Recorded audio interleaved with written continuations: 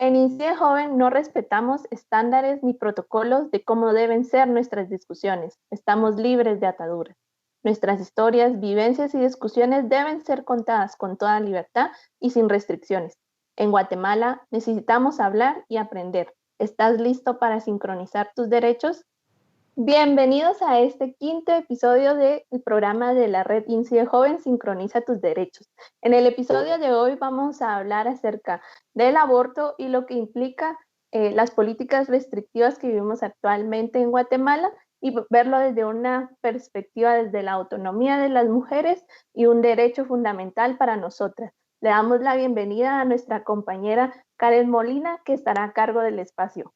Hola, soy Karen Molina, politóloga, feminista. He trabajado durante varios años ya sobre la defensa y promoción de los derechos sexuales y derechos reproductivos de las juventudes y de las mujeres a nivel nacional y también a nivel internacional. En esta oportunidad, pues, estamos compartiendo el espacio con dos compañeras feministas también, expertas en diversos temas que tienen que ver con los derechos humanos de las mujeres y pues que se han destacado en el ámbito académico, realizando ya por varios años diversos estudios respecto a la temática del aborto y su situación en América Latina y particularmente en Guatemala.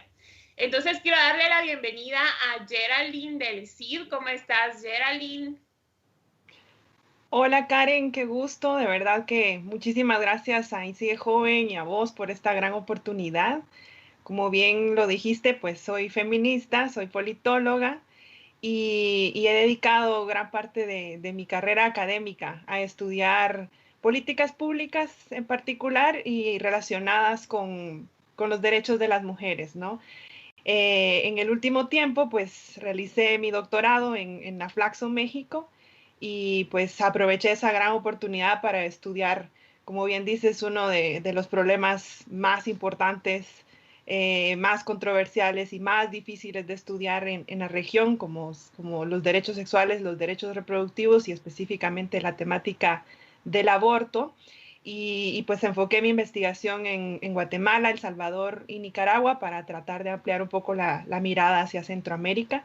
Así es que muchas gracias por la oportunidad también para compartir todo ese aprendizaje y toda esa experiencia.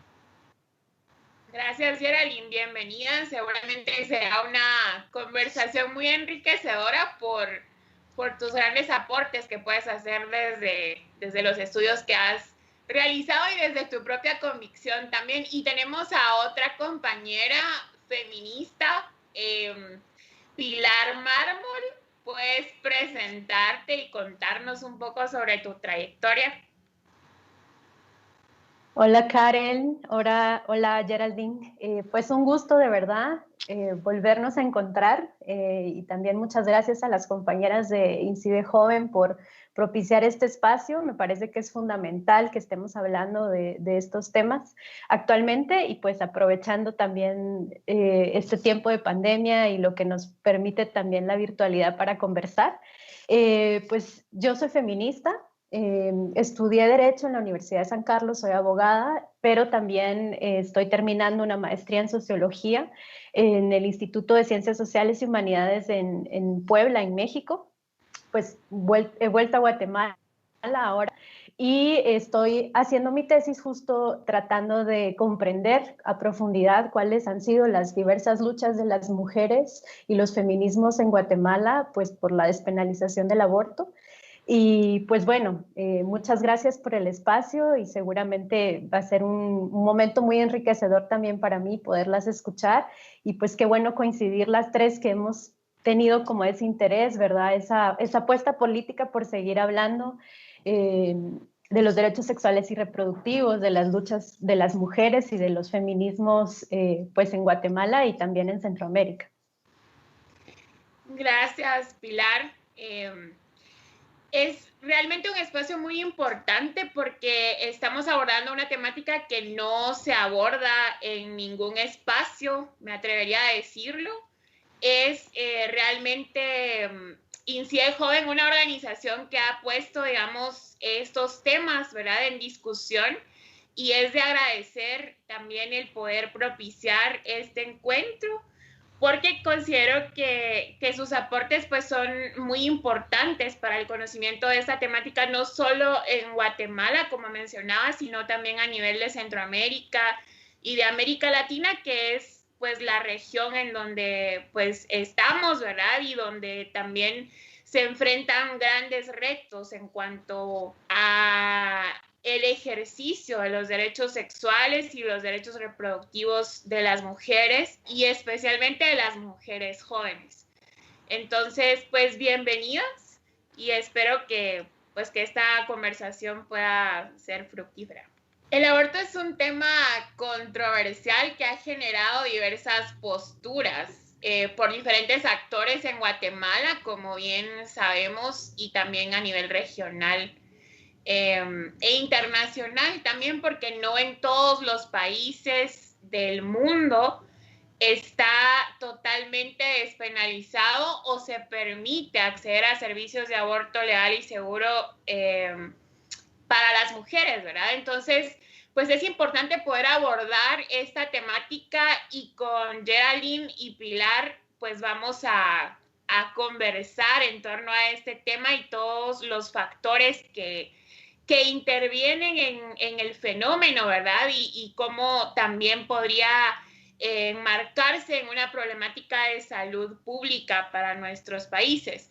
Pero para poder iniciar esta conversación es importante que también hablemos sobre cómo esto atraviesa el cuerpo de las mujeres, porque somos las mujeres quienes nos enfrentamos a este tipo de situaciones, de decisiones, ¿verdad?, que marcan también nuestra vida. Y pues bueno, para poder entrar ya en materia, pues quisiera preguntarle a Pilar, en primer lugar, ¿cómo ves esta situación, digamos, de las mujeres en la sociedad, ¿verdad? Porque sabemos que histórica y tradicionalmente se nos ha colocado en una posición de subordinación, donde, digamos, en nuestro cuerpo se atraviesa por diversas opresiones que existen y han existido durante mucho tiempo. Y pues se ha creado una construcción social respecto al papel que jugamos las mujeres en la sociedad. Entonces, ¿cómo ves esta parte de la construcción social del cuerpo de las mujeres? Sí, gracias Karen. Justo creo que es súper importante que antes de que hablemos lo que implica el aborto o lo que entendemos también por aborto, que hablemos un poco de los cuerpos, ¿verdad? De esa construcción social de los cuerpos y como lo decís, sobre todo en territorios como el nuestro, ¿verdad? Y de la región latinoamericana en general, que pues tienen una historia entrecruzada, ¿verdad? En muchos sistemas de opresión, del patriarcado, el capitalismo, la colonialidad, ¿verdad? Cómo estos sistemas de opresión se han calado pues profundamente en quienes somos, ¿verdad? En cómo vivimos nuestra sexualidad, en cómo vivimos, digamos, el ser mujeres, etcétera, ¿verdad? Entonces, nuestros cuerpos yo creo que deben ser entendidos no como objetos, ¿verdad? No como materia inerte, como regularmente nos lo tratan de vender, ¿verdad? Esa idea de cuerpos objetos, sino más bien como, pues, como sistemas vivos, ¿verdad? Como cuerpos diversos también que estamos pues siempre transitando.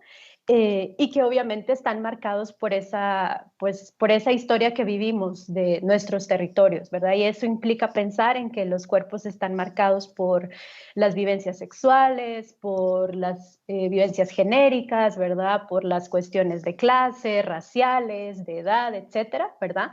Y ahí es como vamos tratando de entender por qué hablar del tema del aborto es tan complejo.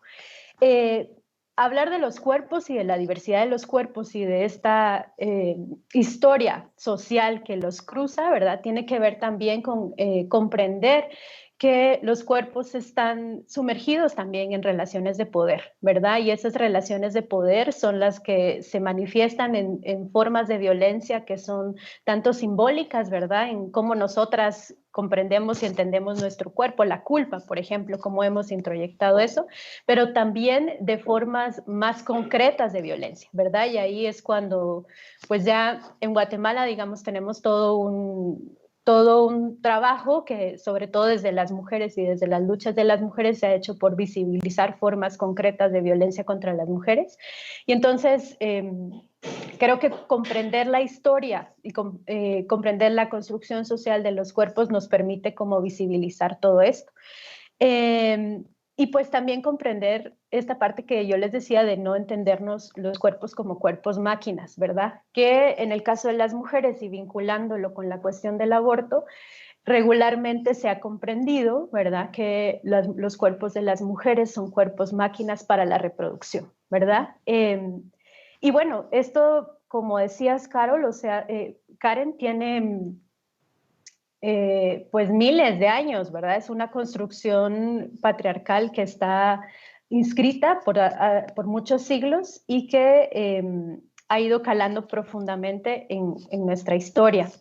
En ese sentido, por ejemplo, también habría que ver cuáles han sido, digamos, la construcción social que se tiene de la maternidad, ¿verdad? La maternidad como ese espacio privilegiado para las mujeres, donde se supone que es el único espacio, ¿verdad? En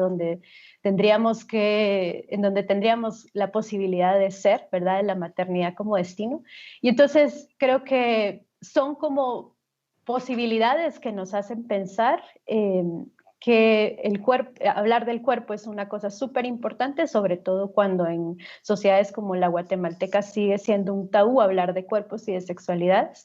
Y eso, digamos, explica un poco por qué nos es tan difícil a veces hablar de aborto, ¿verdad? Con mayor libertad. Y por eso me parece que es importante este tipo de espacios para ir comprendiendo cómo esto que vivimos, como esta criminalización y esta penalización que se tiene del aborto, pues esa es una construcción social. Por lo tanto, implica que puede haber un cambio, que podemos transformar, ¿verdad? Esas situaciones de opresión y de violencia que vivimos las mujeres cuando no podemos acceder a nuestros derechos sexuales y reproductivos, ¿verdad? Y a decidir qué es lo que queremos sobre nuestros cuerpos y sobre nuestras vidas. Sí, me parece interesante lo que estás planteando, sobre todo porque, digamos, el tema del aborto también tiene que ver con el derecho que tenemos a decidir si queremos ejercer la maternidad o no, ¿verdad? Porque ese es uno de nuestros derechos sexuales y derechos reproductivos al que todas las mujeres debiéramos tener acceso, ¿verdad? El poder tener la posibilidad de decidir qué hacer. Digamos, si decidís tener hijos e hijas o no, pues es tu derecho y es algo que debe ser respetado, ¿verdad? Sí estoy de acuerdo el tema de la maternidad y de la reproducción se nos ha impuesto durante mucho tiempo como único destino. Y pues quienes trabajamos en estos temas o que le apostamos a la defensa de los derechos humanos de las mujeres, pues defendemos ese derecho que tenemos a poder decidir sobre nuestros cuerpos. ¿Qué nos podrías decir, Geraldine, sobre esto, verdad? ¿Cómo se ha construido el cuerpo de las mujeres socialmente y sobre todo los estigmas que han existido sobre los cuerpos, sobre los que se ejercen estas opresiones y violencias? Genial, genial, pues sí, mucho que decir y ustedes ya han planteado muchas cosas con las que estoy de acuerdísimo. Contarles que mientras hice mi investigación fui a Centroamérica y traté de hacer entrevistas con mujeres, con hombres, a quienes según mi marco teórico identificaba como actoras o actores clave. Y muy interesante cómo surgieron muchas de los planteamientos que ustedes acaban de mencionar, ¿no? Cómo se va construyendo esta idealización de la maternidad cómo se va construyendo estas relaciones de poder en donde se estereotipa un rol ideal de las mujeres. Acá cito a uno de mis informantes, incluso llegó a decirme que es que éramos la incubadora humana por excelencia, ¿no? Entonces me resuena mucho con lo que planteas, Pilar, sobre esa maquinización de los cuerpos, de las cuerpas. Y en este sentido, pues yo como hice la investigación desde la perspectiva de políticas públicas, traté de identificar cómo estos mecanismos sociales terminan institucionalizándose en algo que estudié como el régimen de género, ¿no? Un régimen de género es esta idea del comportamiento o carácter sexual ideal, estereotipado de las personas, que se va construyendo institucionalmente a partir de la familia, del Estado, de los medios de comunicación, ¿no? Pero que llega a establecerse como política pública y por ende hay una suerte de dependencia y codependencia, ¿no? Porque hay una producción y una reproducción de lo que es la norma, de lo que es lo esperado, ¿no? Entonces se establece en ley lo que se espera de una mujer y por tanto, si una mujer o una persona gestante va en contra de ese estereotipo normado, idealizado, se le castiga, ¿no? Y se le castiga institucionalmente. Entonces, estamos frente a sociedades que controlan los cuerpos en general y particularmente los de las mujeres, y que eso tiene todo un mecanismo de dispositivos de control, además legitimados por un aparato estatal, ¿no? Entonces, pues agregarle a lo que han planteado muy genialmente ustedes, es cómo esto se va escalando hasta convertirse en ley, ¿no? Y entonces el que sea ley nos hace pensar que es la verdad, que es lo correcto, ¿no? Aun cuando estamos viendo que los resultados, más bien lo que están produciendo son personas infelices, personas que tienen que cumplir con un mandato que para nada está cerca de su realización personal, ¿no? Entonces yo creo que hacia ahí van las luchas de diferentes organizaciones feministas, juveniles, que están planteando el tema de la decisión como derecho, ¿no? Pero la decisión también de un plan de vida, la decisión también de muchas opciones, ¿no? La decisión también de una identidad personal, ¿no? Y no de un patrón específico con el cual cumplir, porque así ha venido siendo de generación en generación, ¿no? Entonces, es muy interesante cómo muchas veces el tema tan sencillo, pero tan profundo, pero tan complejo como la libertad, es lo que se pone en cuestión, ¿no? ¿Quién decide sobre este ser, este cuerpo que soy yo? ¿Yo, Geraldine, o el Estado? ¿Yo, Geraldine, o mi familia? ¿Yo, Geraldine, o los medios de comunicación, ¿no? Entonces es súper genial que lo planteemos también desde una perspectiva macro, en el sentido de que hay todo un régimen político legitimado por un aparato estatal y que controla de esta manera los cuerpos. Gracias, Geraldine. Sí, realmente esta estigmatización y criminalización pues es muy fuerte cuando, digamos, una mujer experimenta un aborto, incluso cuando es espontáneo, ¿verdad? Hay legislaciones que son muy restrictivas en este sentido en países, sobre todo como los centroamericanos, por ejemplo, se me ocurre El Salvador, donde se penaliza incluso el aborto espontáneo y se le cataloga como un delito de homicidio, me parece, ¿verdad?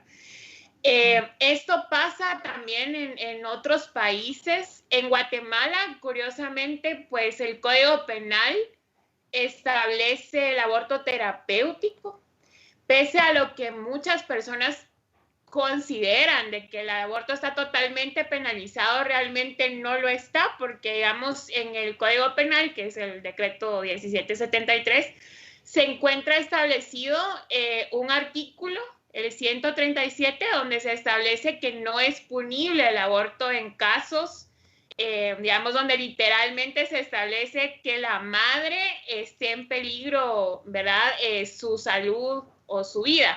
No lo estoy diciendo literal, pero pues en esencia eso es lo que establece el artículo, ¿verdad? Entonces, faltaría ver si esto en la práctica se cumple o no, ¿verdad? Porque a veces creo que es más fuerte la penalización social y moral que la propia legislación existente en los diversos países. ¿Qué, digamos, podrían comentarnos sobre esto, ¿verdad? Sobre, digamos, la criminalización que existe en Guatemala, en la región también, respecto al aborto, porque entiendo los diferentes países pues tienen diferentes políticas públicas, también legislación, ¿verdad? Que va siendo más permisiva o más restrictiva. No sé si tal vez, Pilar, podrías comentarnos un poco al respecto, ¿verdad? Desde tu perspectiva, que también pues tienes estudios en las ciencias jurídicas y sociales. Y pues seguro que tus estudios nos han llevado también, o te ha llevado a conocer un poco más sobre este tipo de legislaciones, ¿verdad? Y después también, pues Geraldine nos podrá contar lo que ha encontrado respecto a este estudio macro que ha hecho, porque no solo pues se ha centrado en Guatemala, sino también en otros países. Pero bueno, Pilar, ¿qué nos podrías comentar?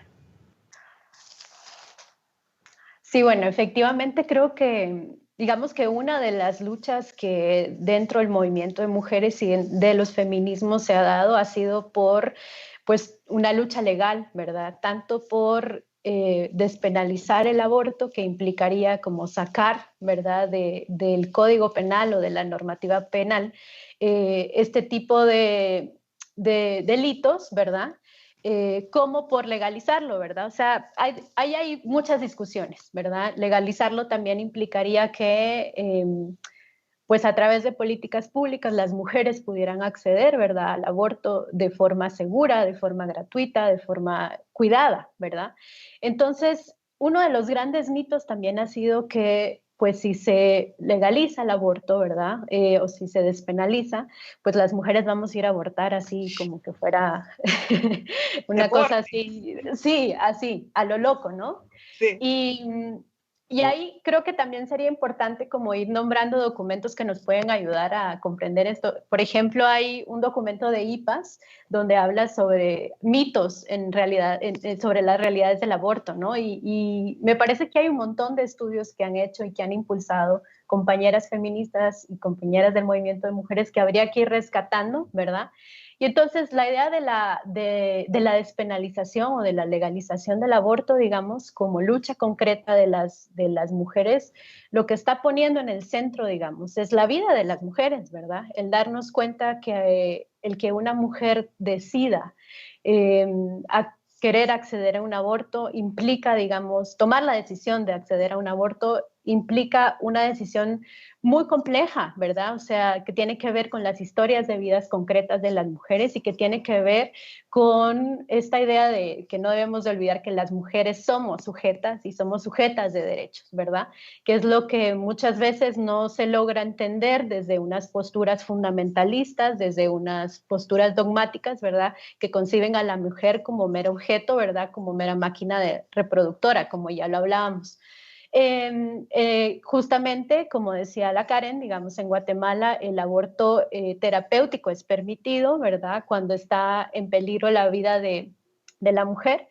Y digamos que legalmente sabemos que el derecho también, digamos, es un instrumento de alguna forma del sistema patriarcal, ¿no? Entonces, muchas veces, aunque tenemos la legislación, el problema es cómo se hace esta legislación viva para las mujeres, ¿verdad? Cómo en la práctica efectivamente la legislación se cumple y cómo las mujeres pueden acceder de esa forma a sus derechos, ¿verdad? Entonces, como seguimos teniendo el problema de que el aborto es un tema tabú, ¿verdad? Y como también la criminalización es muy, muy latente, muy sentida, también tenemos poca información de lo que realmente ocurre, por ejemplo, en el acceso a un aborto terapéutico, ¿verdad? No sabemos con certeza si las mujeres están accediendo o no están accediendo a un aborto terapéutico, o cuáles son, digamos, las circunstancias con las que se enfrentan, ¿verdad? A la hora de poder acceder al aborto terapéutico. También siento que la situación de la región es complicada debido a que, por ejemplo, en El Salvador, que en algún momento tenían una legislación pues favorable, igualmente que en Nicaragua, vemos como estos retrocesos, digamos, en el cumplimiento o en la posibilidad del ejercicio de los derechos de las mujeres, hacen que, por ejemplo, en El Salvador hayan mujeres que van del hospital después de haber ingresado, ya sea por un aborto espontáneo o por un aborto pues inducido, directamente a una cárcel, ¿verdad? Entonces, la criminalización creo que en Centroamérica es uno de los ejemplos más grotescos y más fuertes de lo que sucede cuando la penalización del aborto ocurre, ¿verdad? Y cuando se deja de lado el tema central, que yo creo que es el tema de la vida de las mujeres, ¿verdad? ¿Cuáles son esas circunstancias que llevan a las mujeres a tomar la decisión de querer acceder a un aborto, ¿verdad? Y ahí es donde tenemos que ver la complejidad de la carencia en el sistema de salud, ¿verdad? Lo complicado que es para las personas acceder, por ejemplo, a educación integral en sexualidad, y toda la oposición que vemos por parte de estos grupos fundamentalistas religiosos, ¿verdad? Que además tienen pues una fuerte influencia dentro de es la política estatal, ¿verdad? Y que de alguna u otra forma son quienes han decidido sobre la vida de las mujeres, ¿verdad? Entonces, realmente cuando se habla del peligro de la despenalización o de la legalización del aborto, no se está teniendo en cuenta la vida de las mujeres y se está llevando, digamos, la discusión de una manera muy simplista, ¿verdad? De pensar aborto sí, aborto no, de si es bueno, si es malo, ¿verdad? Siempre como remitiéndolo a esa parte más moral, ¿verdad? Más dogmática. Y pues ahí también habría que recordar, digamos, dentro de lo legal, que se necesita, digamos, recordar el respeto hacia un Estado laico, ¿verdad? En donde, pues independientemente de la religión que profesemos, ¿verdad? En lo político, digamos, en lo público, esas creencias no deben de regir, digamos, para obstaculizar el acceso de las mujeres, en este caso, al final a su vida, ¿verdad? A salud, más bien a la dignidad humana, ¿verdad? Entonces, creo que por ahí dejaría esta cuestión de lo que ha implicado hablar de despenalización y de legalización en Guatemala y en Centroamérica, ¿verdad? Gracias, Pili. Sí, pues estoy completamente de acuerdo. El sistema patriarcal, a través de sus diferentes dispositivos e instituciones, ¿verdad? Va reprimiendo de alguna manera el ejercicio de nuestros derechos, y en este caso, como bien mencionabas, se deja de lado la vida de las mujeres, la salud de las mujeres, porque frente a esta criminalización o penalización, también muchas se ven obligadas a acceder a servicios que no son seguros para su salud y que también tienen repercusiones, digamos, en los índices de la mortalidad materna, ¿verdad? También en nuestros países es muy fuerte esta problemática. Y otra problemática que también, digamos, no se aborda porque, digamos, hay una penalización respecto al tema del aborto, pero no existen, como bien mencionabas, programas de educación integral en sexualidad, servicios de acceso a salud sexual y reproductiva que incluyan métodos anticonceptivos, ¿verdad? Regulares y de emergencia, entre otros servicios.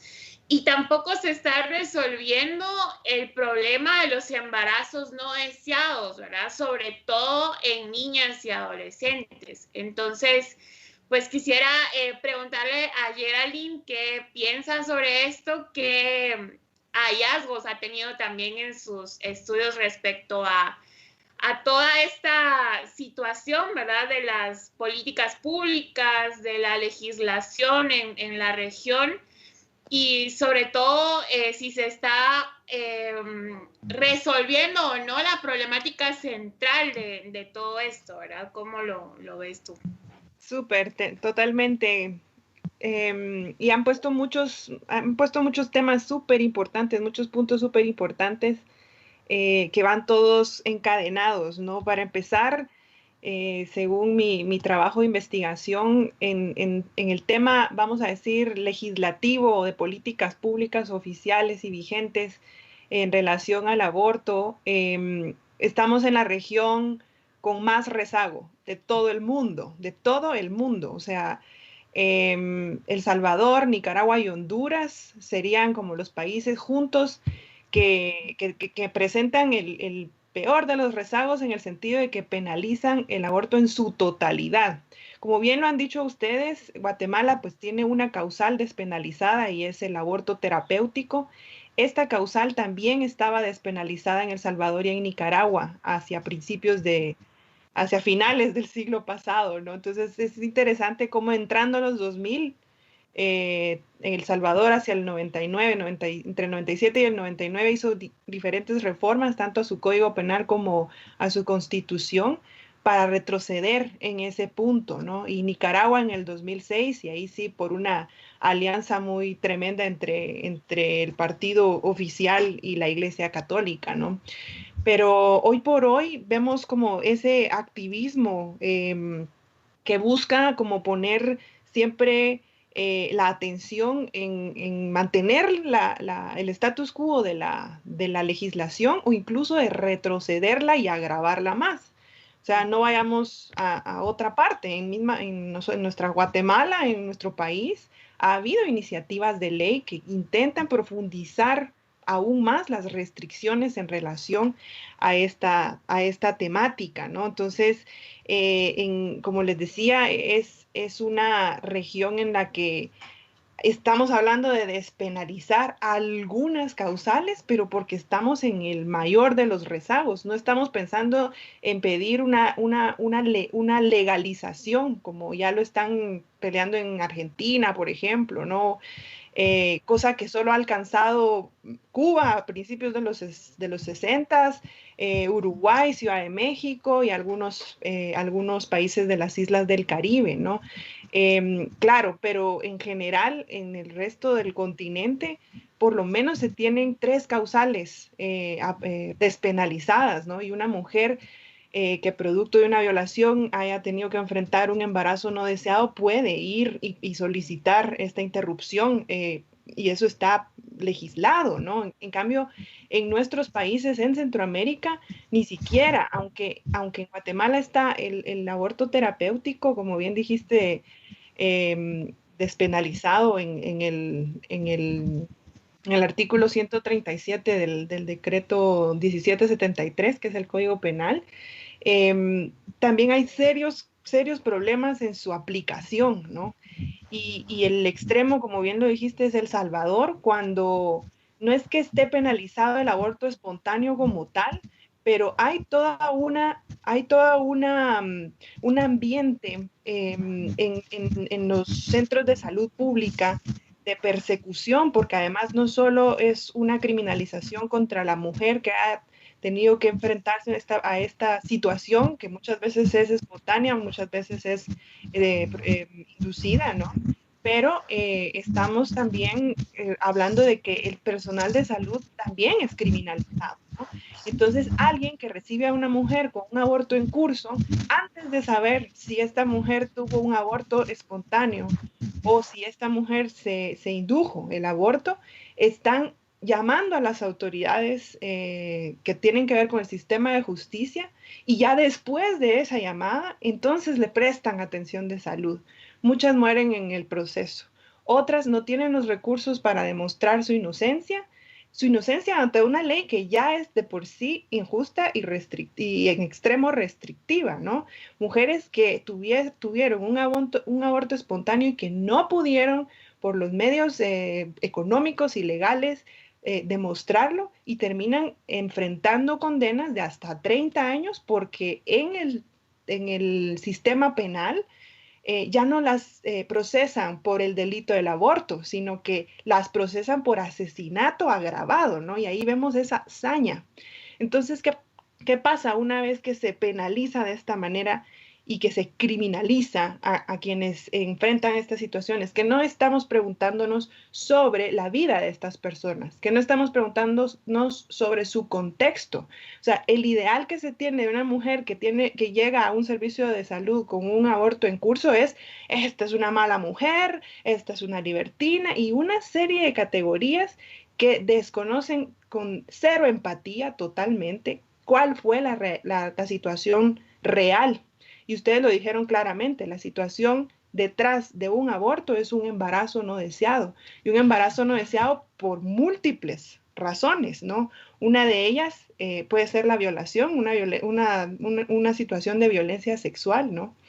Entonces, el tema es que en términos de política pública, como lo estudié yo, el problema público de fondo que se tendría que resolver es el embarazo no deseado.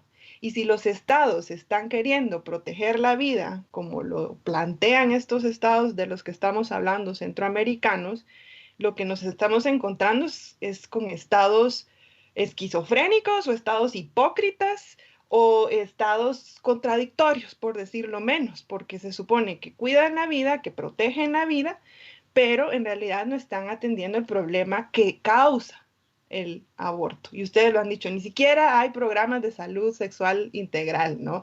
No hay programas de atención para que sea un acceso público todo el tema de los anticonceptivos, ¿no? Al contrario, hasta hay todo un lobby y toda una postura estatal de eso. No se habla, no se habla. No queremos embarazos no deseados, pero entonces se les ocurre penalizar el aborto y criminalizar el aborto. ¿Resultado? ¿Hay menos abortos?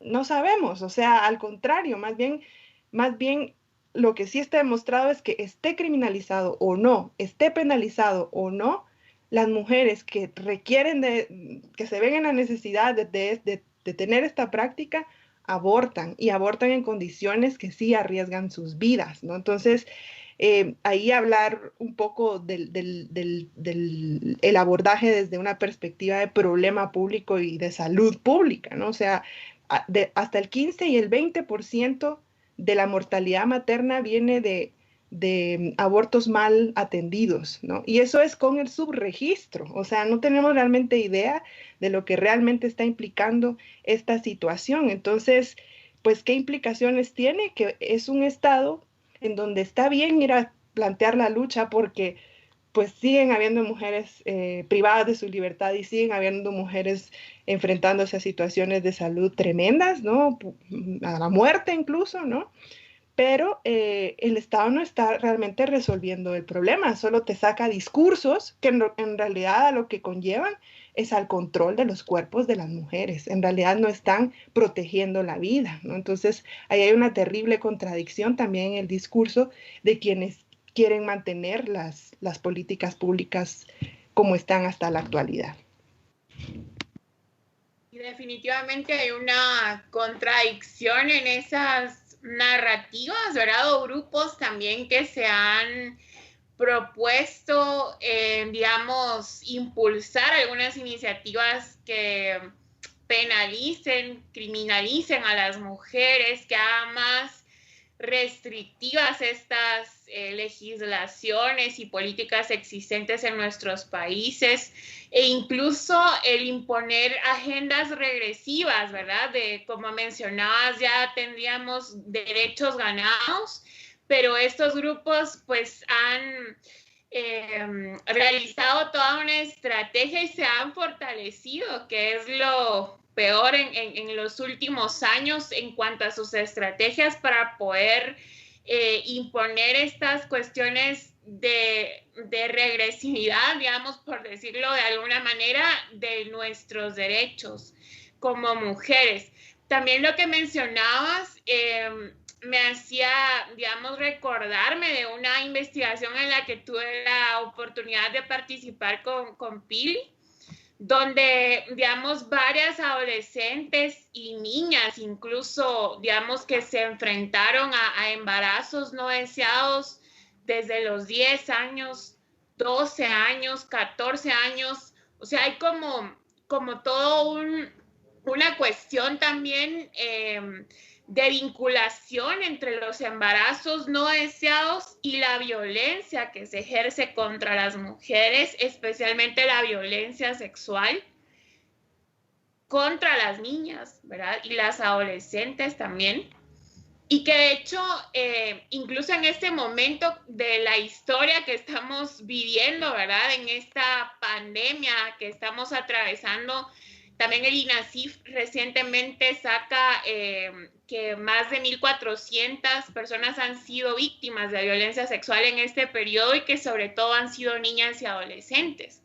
Entonces, también es importante ver todas esas problemáticas que están, como decías, detrás de la problemática del aborto, porque no es solo la cuestión del aborto sí o aborto no, ¿verdad? Sino que hay todo un problema de salud pública, todo un problema que tiene que ver con el Estado también, que es un problema político al que debieran de ponerle atención nuestras autoridades, ¿verdad? Y los diferentes estados, no solo en Centroamérica, sino en toda la región de América Latina.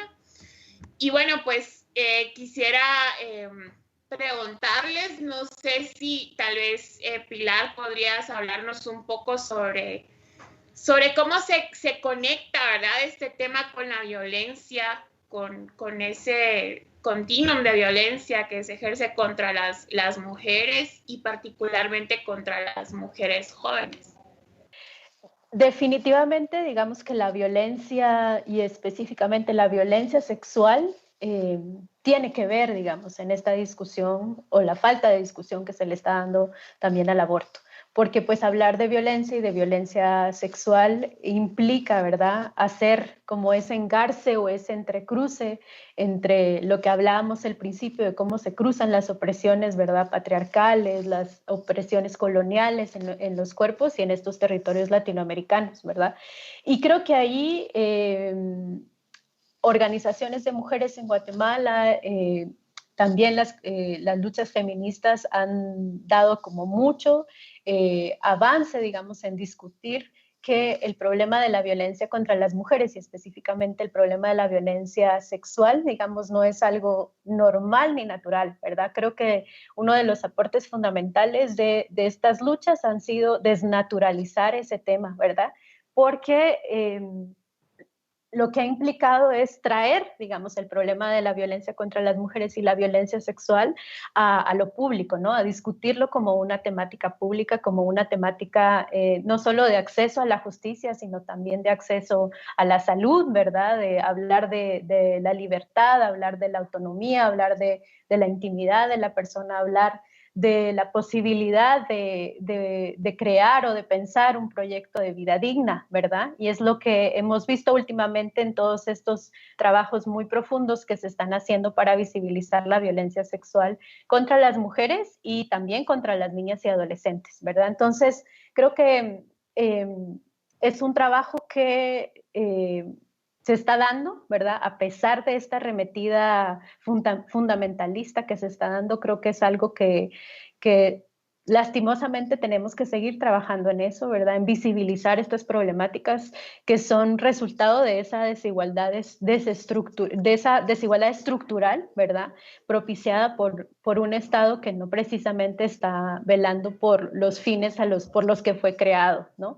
Y entonces también ha implicado hablar de que pues la violencia sexual regularmente, o ya vemos que la mayoría de los casos de violencia sexual ocurren también en esos ámbitos, en esos lugares en donde se supondría que tendríamos que estar como más protegidas, ¿verdad? Como la familia, como los lugares más cercanos. Y creo que también eso ha ido como desestructurando esos pensamientos, ¿verdad? Y creo que un poco por ahí es que también van esas afrentas contra lo que hacemos, ¿verdad? Porque hemos ido develando cosas que han estado por mucho tiempo escondidas, ¿verdad? Hemos luchado fuertemente para sacar la voz, ¿verdad? Para que las mujeres, además que deciden sacar la voz, puedan tener acceso a justicia, ¿verdad? También replantear cuál es la justicia que queremos las mujeres cuando estamos hablando de violencia sexual, ¿verdad? También nombrar que todavía hay muchos temas pendientes en relación al acceso a la justicia, por ejemplo, como las mujeres son revictimizadas cuando acuden a los sistemas de salud, a los sistemas de justicia, a exigir, digamos, a hacer vivos sus derechos. Entonces, efectivamente creo que tenemos que seguir hablando de cómo el aborto se vincula con la violencia, ¿verdad? De cómo el aborto se vincula específicamente con la violencia sexual, con esa falta de acceso a la autonomía sexual y a la autonomía reproductiva de los cuerpos de las mujeres, y no digamos todavía de las jóvenes, ¿verdad?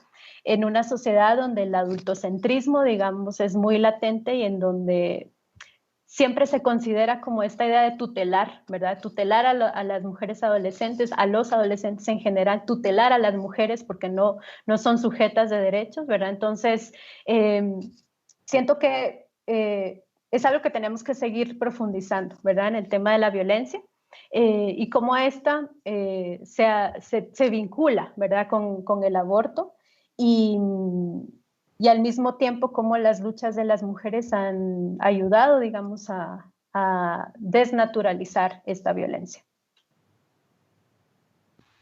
Sí, definitivamente la lucha del movimiento feminista de mujeres pues ha jugado un papel fundamental en Guatemala, ¿verdad? En cuanto al avance de nuestros derechos en materia de salud sexual y reproductiva y los derechos sexuales y reproductivos en general, que son pues bastante amplios.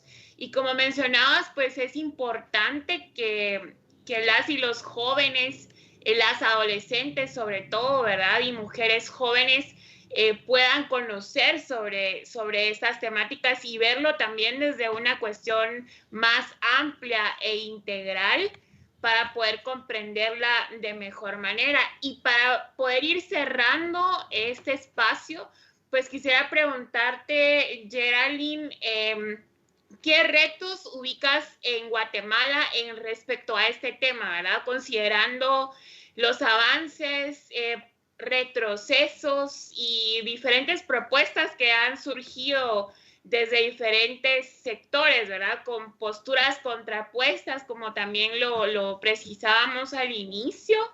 ¿Cómo ves esta situación? ¿Qué desafíos enfrentamos las mujeres en Guatemala en este tema? Súper, Karen, gracias.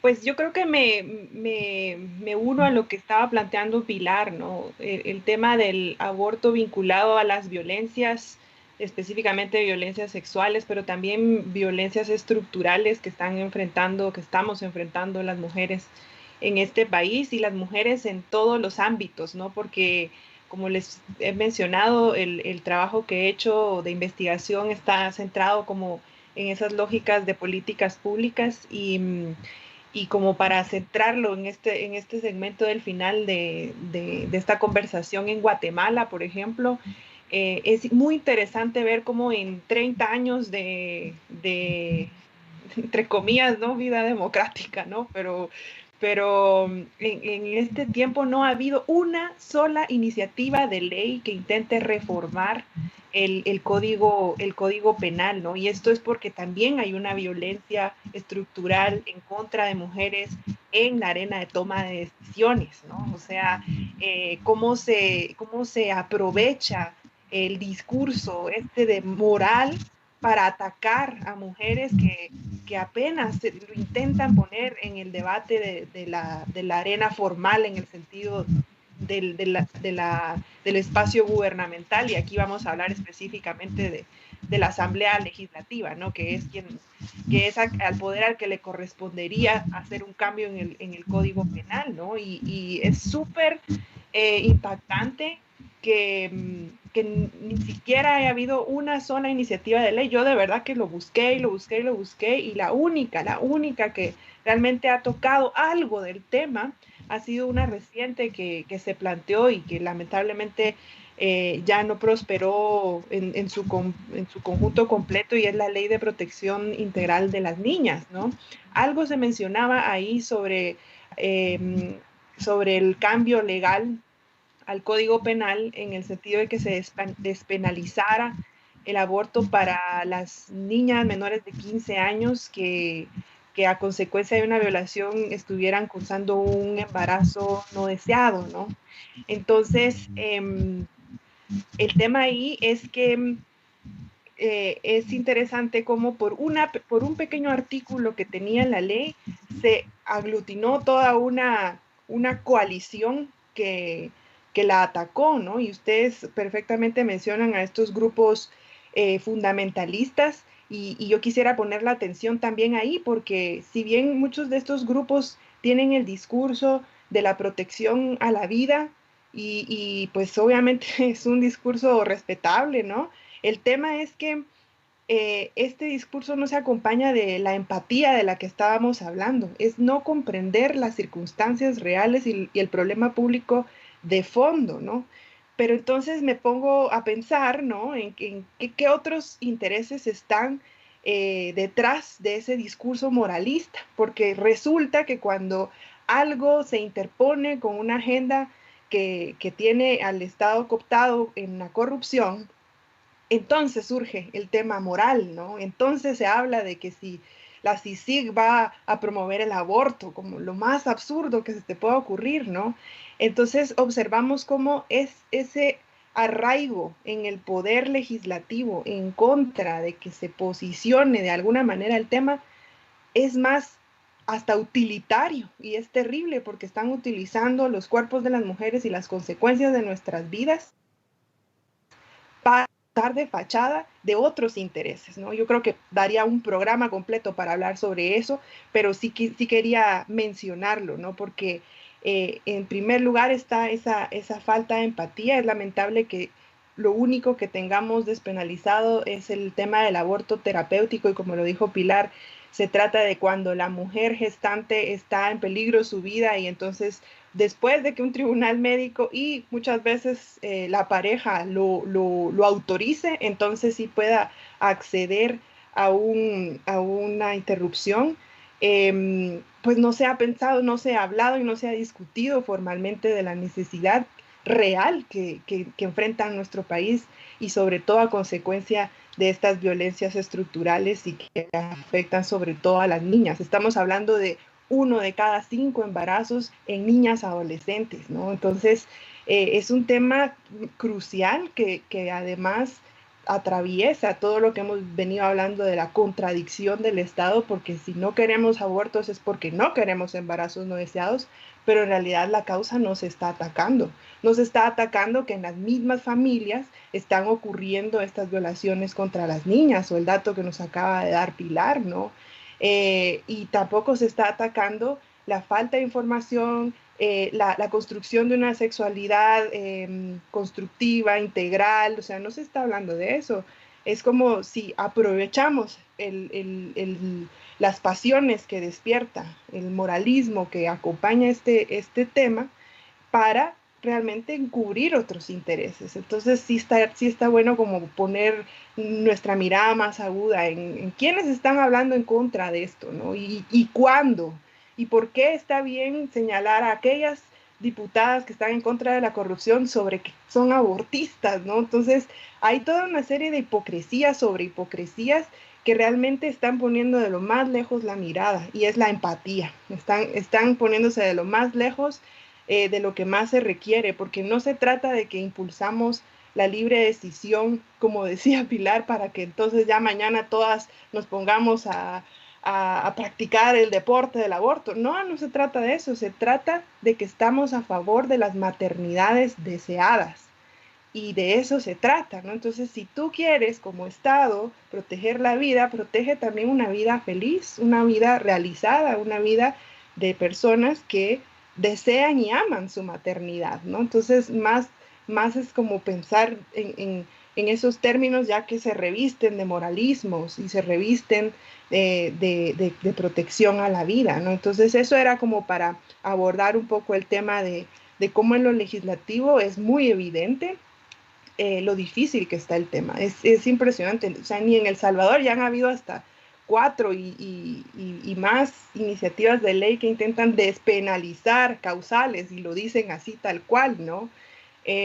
O otros países que están yendo por la legalización, pero en Guatemala apenas estamos hablando de un artículo dentro de una iniciativa de ley que tiene que ver con una protección integral a las niñas, y eso es por la violencia estructural a la que nos enfrentamos a la hora de hablar de la libertad de los cuerpos de las mujeres.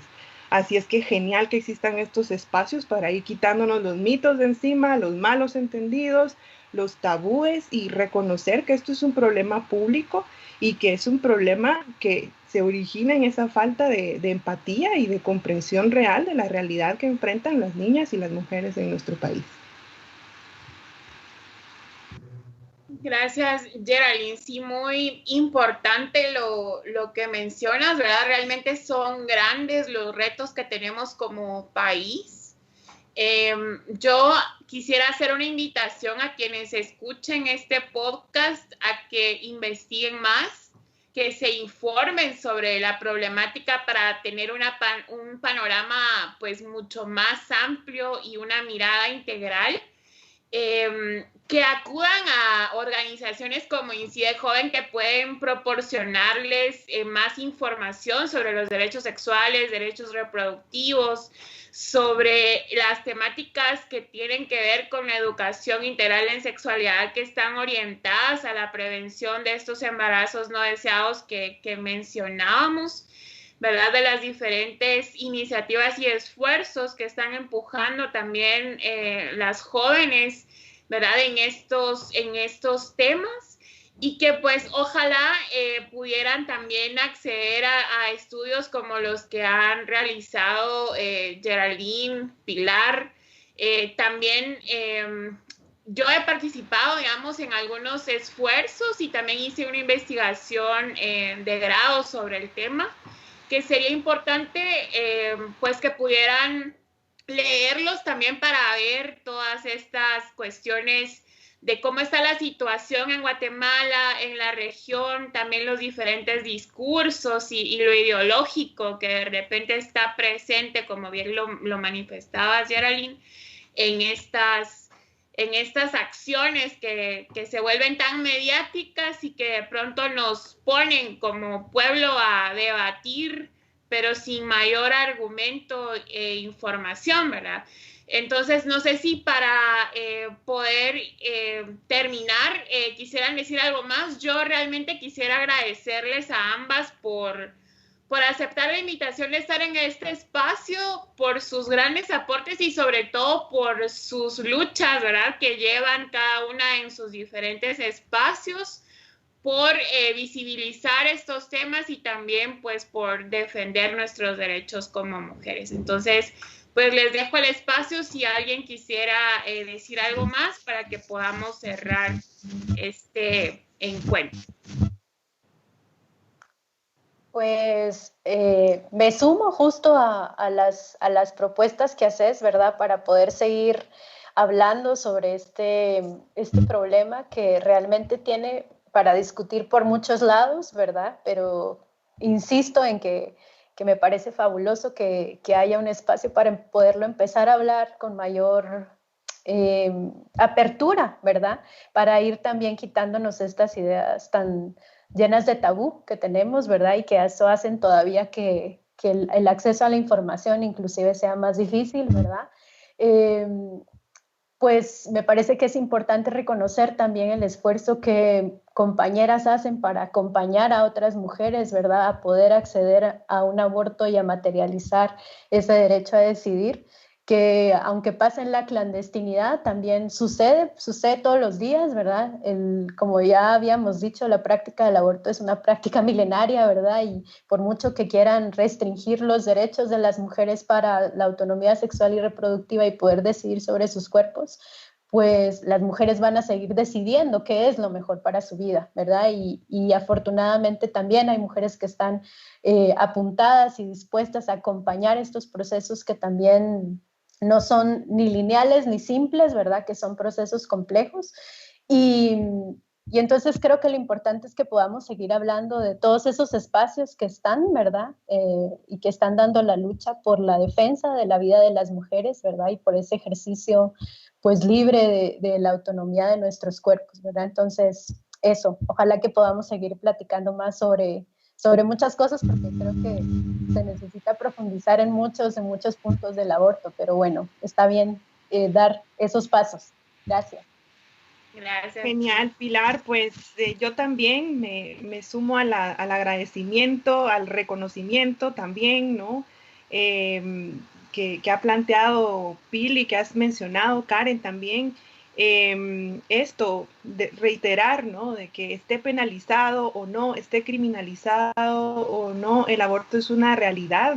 Entonces, tenemos que enfocar nuestros esfuerzos en la importancia que tienen las mujeres, sus derechos, su autonomía, y que si realmente nos estamos preocupando como Estado por la defensa de la vida, pues es ahí a esas mujeres a las primeras que debemos atender, ¿no? Y si lo que queremos evitar es el aborto, pues evitemos los embarazos no deseados.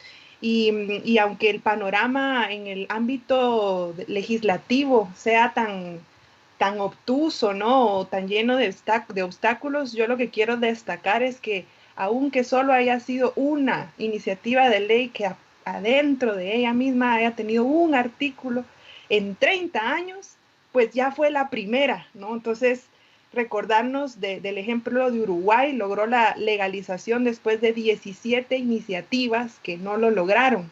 Entonces, pues hacia allá vamos, ¿no? Estamos ya tomando estos espacios, ya se está hablando de esto, este podcast es un ejemplo de ello, organizaciones y colectivos como Incide Joven es un ejemplo de ello, y algunas diputadas que ya están poniendo el nombre, ¿no? La firma sobre iniciativas formales que llegan a interpelar al Estado, pues ya está ocurriendo, y entonces pues hacia ahí vamos, o sea, no nos desanimemos, que al contrario, lo veremos ley, lo veremos hecho ley, y lo haremos caer. Gracias. Gracias a ambos. Wow, realmente agradecemos las intervenciones de nuestras invitadas. Realmente este es un tema muy profundo. Hay muchas cosas todavía que faltan por hablar, pero si te gustó este episodio, puedes compartirlo con tus amigos y amigas. Estamos en Facebook, puedes suscribirte a nuestro canal y puedes encontrarnos también en Spotify, Apple Podcast y Google Podcast. Recuerda que todos los meses subimos episodios. En el próximo episodio hablaremos sobre el trabajo infantil, las uniones tempranas y lo que implican estas falta de oportunidades hacia la niñez guatemalteca. Y espéranos.